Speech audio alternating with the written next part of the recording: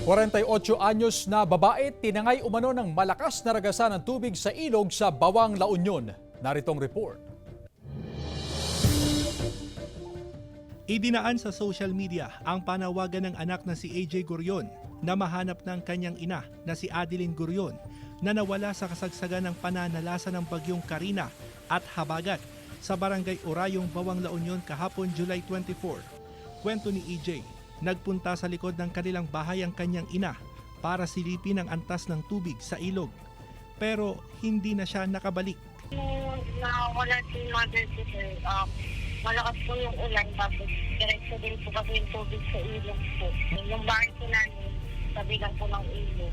Nagsasagawa ng search and rescue operation ng otoridad sa Bawang River.